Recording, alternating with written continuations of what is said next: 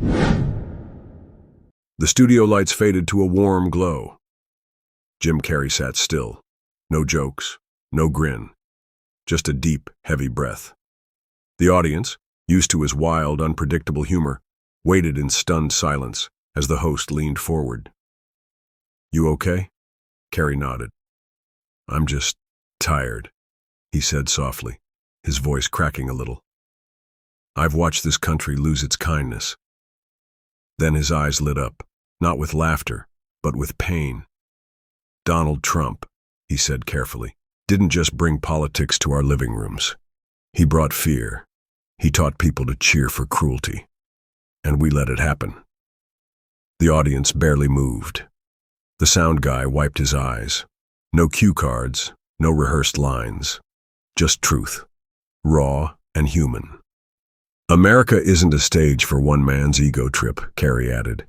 "People are suffering, and we need leaders who listen, not ones who divide." The host looked down, unsure what to say. That's when Jim leaned in closer, staring at the camera like he was talking to every soul in the country. "You matter," he said. "Don't let anyone make you forget that." The audience burst into soft applause, but no one smiled. And that's when the internet exploded. By morning, the clip had gone viral. Every platform lit up. TikTok, Twitter, Instagram. Millions reposted the interview with captions like, "Jim Carrey said what we're all thinking," and "Finally, someone speaks the truth." Hashtags like "Carrey speaks" and "empathy over ego" shot to the top. But not everyone was cheering. Some called him brave. Others said he was out of line. The debate spread like fire across America. Friends arguing in comment sections. Families texting articles back and forth. Supporters said Jim had reminded people that compassion still mattered, that decency wasn't dead. Critics claimed he crossed the line by getting political and disrespecting a former president on national TV. One tweet stood out. It read, "Jim Carrey made me cry last night, not because he was sad, but because he reminded me we deserve better." But then came a storm. The mood shifted within hours. Trump had seen the video, and he wasn't staying silent. As America took sides, holding on to the words of a man once known for laughter, a digital thundercloud began to form over Truth Social. And then Trump posted. In bold letters across his Truth Social page, Donald Trump fired the first shot. "Jim Carrey is a washed-up, irrelevant actor clinging to his last shred of fame by attacking real leaders. Sad." Underneath, he posted a grainy old red carpet video. Carrey in full character, making strange faces, doing what he always did best. Be unpredictable. Trump's caption sliced like a whisper disguised as a scream. "This is who the left worships?" Millions swarmed in. Some laughed. Others cringed. The clip spread faster than Carrey's original interview. Memes popped up everywhere. Carrey's serious face on a clown's body. Old comedy sketches twisted to mock his message. Even late-night comedians, some of them friends, joked about the meltdown. Jim didn't respond. Not yet. He sat in silence as his name trended, not for empathy, not for courage, but for controversy, for backlash. And as the noise grew louder, one quiet question began echoing in his heart. Did I help, or just make things worse? Jim Carrey sat in his quiet home, phone face down, TV off. Outside, the world spun louder than ever. Thousands of people yelling into comment sections, dissecting every word he'd said. His phone buzzed non-stop. Messages from old co-stars, directors, family, even strangers. Some thanked him. Some begged him to stay quiet next time. He scrolled through just one notification before locking the screen again. It was a video of a young woman crying, whispering, "Jim, thank you for reminding me I'm not alone." Then he saw a comment below it. "He's just an actor. Who cares what he thinks?" He exhaled hard.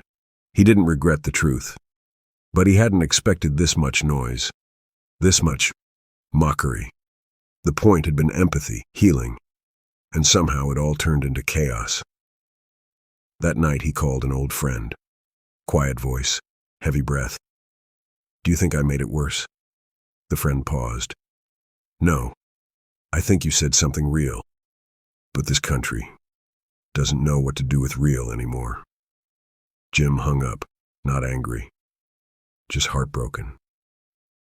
Because maybe America wasn't ready to hear what he said. On a local radio show in Texas, a caller phoned in, an older man with a raspy voice. "I don't like Jim Carrey's politics," he said.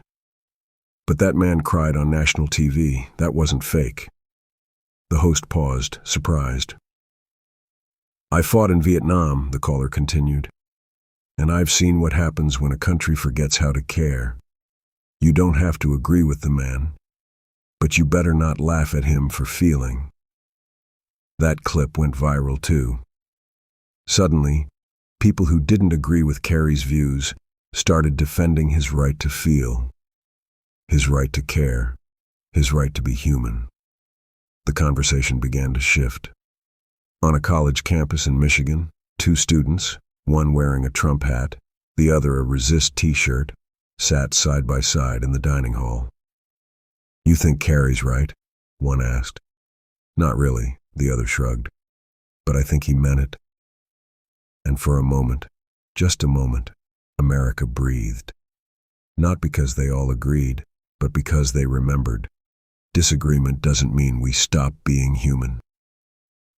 And Carrey, he wasn't finished yet. 2 days later, Jim Carrey finally broke his silence with a short video message. No lighting crew, no music, just him sitting under a tree in his backyard. "I've read the comments," he said quietly. "All of them." He smiled faintly. "I didn't say what I said for attention. I said it because I love this country. I love its people. I don't care if you vote left or right. If your heart is broken, that matters to me." His voice trembled, but he didn't look away. "I'm not here to fight. I'm here to feel. And maybe that's not popular these days, but I think it's needed." He paused. "I won't take back what I said, but I'll keep listening." The message ended there. No drama, no insults, just quiet honesty. And the internet slowed down. Some still mocked him, but others, millions, began reposting the clip, saying, "This is what leadership sounds like." Because in a world full of shouting, Jim Carrey had done something unexpected. He told the truth and stayed kind. The days that followed were oddly quiet. Not from strangers, they were still loud, but from people who mattered. Some of Jim Carrey's longtime friends in Hollywood hadn't said a word. No public support, no private messages, no calls. Producers he'd worked with for years didn't return texts. Comedians he'd once mentored stayed silent. Even one late-night host, who had once called Carrey his hero, made a soft joke on air. Guess we're all philosophers now. Jim watched that clip alone, not angry, just disappointed. Not because they joked, but because they didn't ask him how he was. Behind closed doors, a publicist advised, "You might want to take a break from the politics. People don't know what to do with sad Jim." He laughed gently. "Maybe I wasn't trying to be understood," he said. "Maybe I was just trying to feel." But when people you love go quiet, it doesn't matter how strong your words were. It still hurts, because Jim wasn't just facing backlash from strangers. He was facing silence from those who once clapped the loudest. The next wave of support came from the last person anyone expected, a conservative veteran-turned-commentator, known for his sharp takes on Hollywood wokeness. He sat at a small desk, speaking straight to his webcam. "I don't agree with Jim Carrey's politics," he said bluntly. "But I serve this country so people could speak their hearts. And what I saw wasn't weakness. It was grief." He continued, "We've become a nation where crying is mocked, where feeling something is dangerous. That's not strength. That's fear in disguise. The clip stunned everyone. Both right-wing and left-wing audiences started sharing it, not to argue, but to pause. For the first time in days, the story wasn't about Trump or Carrey. It was about something deeper. It was about who we allow to feel. A comment under the video read, "I didn't vote like Jim, but I cried like him." And suddenly, the noise shifted again. Less shouting, more reflection. Because when someone from the other side says, "I hear you," people listen. Even Jim Carrey did. In a quiet corner of his studio, Jim Carrey picked up a brush. He hadn't painted in weeks. But that morning, he walked in and let his emotions guide his hand. What came out wasn't loud. It wasn't political. It was haunting. A single canvas, a child, covering their ears as grown-ups yelled in the background. Red, blue, fists raised, mouths open. But the child's eyes were wide, afraid. At the top, in trembling letters, he painted, "We forgot who's watching." He posted it online with no caption, and the image spread like wildfire. It wasn't about Trump. It wasn't about Carrey. It was about the country. Parents reposted it, saying, "This is how my kid feels watching the news." Teachers shared it, writing, "We see this in our classrooms." Veterans, doctors, teenagers, each added their own meaning. In just hours, the painting became something bigger than one man's message. It became a mirror. And for the first time, people stopped arguing long enough to look at it. Jim Carrey was staring out a window when the email came in. Subject line: "We'd be honored if you spoke." It was from a small-town library in Missouri. A librarian wrote, "We saw your painting. We watched your video. We don't have big stages here, but we do have people who listen. Would you come?" It wasn't Hollywood. It wasn't a CNN panel. It wasn't viral. It was a folded table in a modest room lined with worn-out books, and an audience of farmers, teachers, and teenagers who wanted to hear, not debate. At first, his team told him not to go. "No cameras, no press, no reach," they said. Jim smiled. "Maybe that's why I should go." So he packed a simple bag, left behind the lights of LA, and flew coach to a place most Americans had never heard of, but where hearts were wide open. As his flight touched down, he looked out the window at the quiet town below. For the first time in weeks, he didn't feel watched. He felt welcomed. There were only 43 chairs in the room. They were filled with strangers who looked nothing like the Hollywood crowds Jim was used to. Farmers in boots, a retired school nurse, 2 teenagers with notebooks. He walked in quietly. No entourage, no script, just him holding the painting. He placed it on an easel and turned to the crowd. "I came here," he began softly, "because I'm tired of talking where everyone already agrees or already wants to tear you apart." He took a breath. "I wanted to talk where people still listen." A man in the front row raised his hand. "I didn't vote like you, sir," he said gently, "but I have a granddaughter who cries when she sees the news. And your painting hit me in the gut." Jim nodded, eyes glassy. Then a teenage girl stood up. "I'm tired of being told my voice is too small. When you cried on TV, I finally felt like someone saw me. No yelling, no headlines, just truth in the open air." Jim smiled, tears welling again. Because this time, he wasn't alone.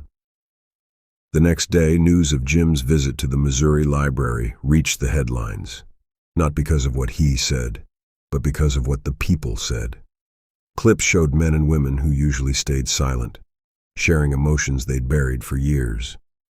It caught Trump's attention, and once again, he posted on Truth Social. "Jim Carrey is still wrong about me, but I'll say this, he's not fake. He believes what he's saying. I'll take that over some of these phonies any day." The comment stunned the internet. Supporters of both sides didn't know what to make of it. Was it a softening, a strategy, or something else? Jim read the post that night in a hotel room outside town. He didn't respond, not with a statement, not with a joke. He just whispered, "Maybe. We're all more human than we pretend to be." Then he picked up his brush again, not to fight, not to fix, but to feel. Because sometimes the most radical thing a person can do is feel in public. A 17-year-old girl in Atlanta uploaded a short video. It was just her, sitting cross-legged on her bed, holding up a drawing she made after watching Jim Carrey's library speech. It was a pencil sketch of the child from Jim's painting. But this time, the child wasn't covering their ears. Their hands were open, and they were reaching for two adults, one red, one blue, who were finally turning toward each other. The caption read, "This is what I want America to look like." Within 24 hours, the video had 3 million views. Other young people joined in, posting drawings, duets, original songs inspired by Carrey's message. They weren't interested in sides. They weren't quoting policies. They were just saying, "I'm tired of being scared. I want to care without being mocked. If he can cry, maybe I can too." In comments, someone wrote, "Jim Carrey didn't start a movement. He started a mirror." And across the country, in bedrooms, classrooms, and campuses, young voices weren't yelling. They were creating. Because finally, someone had made space for their pain without asking for their vote. A week later, Jim sat down with a quiet, respected journalist, one known for empathy, not ratings. The interview wasn't flashy. It aired on a public network late at night, but the words cut deep. "Jim," the host asked, "do you regret what you said?" He paused. "I regret how easy it is to get drowned out by noise," Jim replied. "But I don't regret feeling. I don't regret caring." Then came the harder question. "Do you think you changed anything?" Jim looked into the camera, quiet for a long moment. "Maybe not," he said softly. "But I made space. And sometimes, space is all people need." The host leaned in. "Would you do it again?"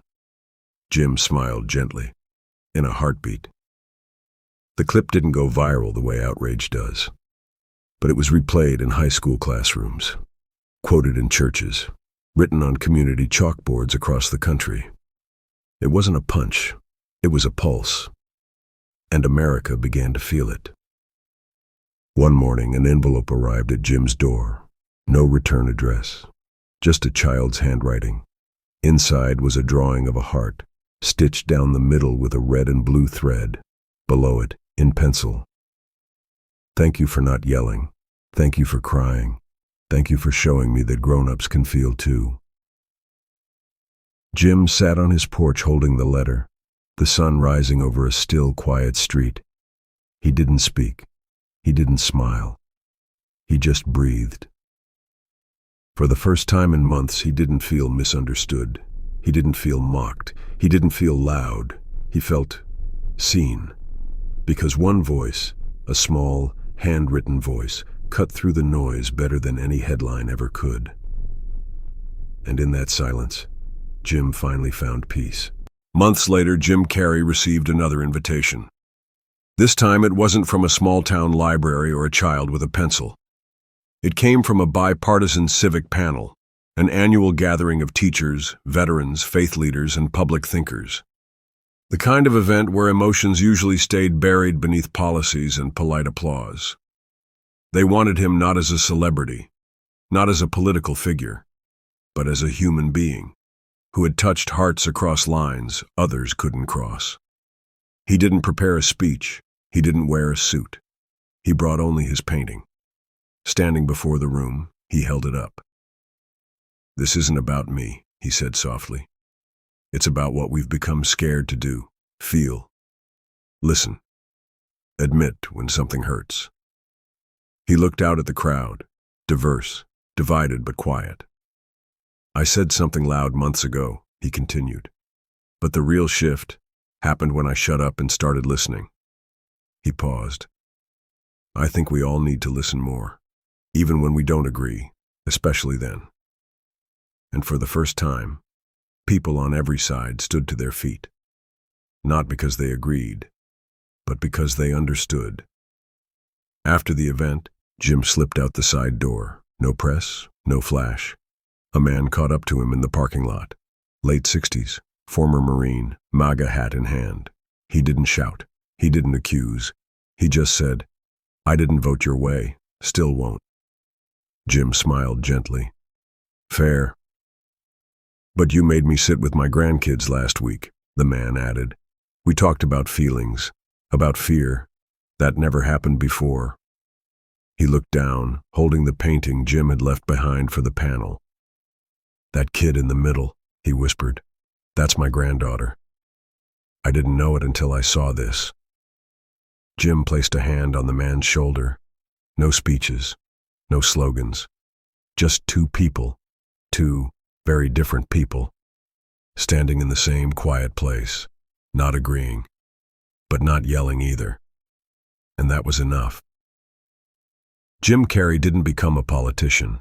He didn't start a campaign. He didn't launch a brand. He just kept showing up. Small libraries, quiet podcasts, youth panels, community circles. Sometimes he spoke. More often, he just listened. His painting was framed in school hallways, counseling offices, and even a few churches, not as art, but as a reminder. That truth doesn't always roar. That courage isn't always loud. That healing begins where yelling ends. One morning, Jim sat by a lake, watching ducks move across still water. No noise, no cameras, just peace. He pulled out a notebook, wrote 5 simple words, and left it there for someone else to find. It mattered. All of it did. And with that, the story closed. Not with victory, but with connection. If this story touched your heart, if it made you feel something real, please hit that like button. Subscribe to join us on more journeys like this. And in the comments, tell us, have you ever felt unheard but spoke out anyway? Did it matter? Your voice matters here. This isn't about sides. It's about hearts. Let's listen to each other, even when we don't agree, especially then.